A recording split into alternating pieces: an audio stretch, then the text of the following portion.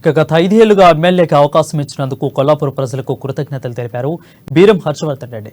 కొల్లాపూర్లోని దీర్ఘకాలిక సమస్యలకు పరిష్కారం చూపించామని అన్నారు. నేషనల్ హైవే సోమశిల బ్రిడ్జి రాష్ట్ర ప్రభుత్వం ద్వారా తీసుకొచ్చామని అన్నారు. జుపల్లి కృష్ణారావుకి మంత్రికి అవకాశం వచ్చినందుకు అభినందనలు తెలిపారు. ప్రజాస్వామ్యబద్ధంగా ప్రజలకు కాంగ్రెస్ ఇచ్చిన హామీలను తీర్చేందుకు పోరాడతామని తెలిపారు.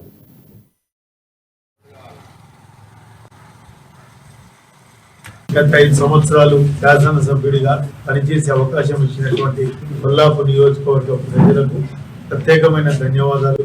గత 5 సంవత్సరాల్లో 2 సంవత్సరాలు కరోనా ఉన్న మిగతా 3 సంవత్సరాల్లో ముఖ్యమంత్రి గారి సహాయ సహకారాలతో, గత మాజీ ముఖ్యమంత్రి గారి యొక్క సహాయ సహకారాలతో కొల్లాపూర్లో దీర్ఘకాలికమైనటువంటి 50-60 సంవత్సరాలుగా పెండింగ్ లో ఉన్నటువంటి చాలా వరకు సుదీర్ఘమైనటువంటి సమస్యలకు పరిష్కారం చూపించినందుకు ఆనందంగా ఉంది. ఇచ్చిన అవకాశాన్ని సద్వినియోగం చేసుకొని బ్రిడ్జిల నిర్మాణం చేసినాం, నేషనల్ హైవే తీసుకొచ్చినాం, అదేవిధంగా సోమశిల బ్రిడ్జ్ తీసుకొచ్చినాం.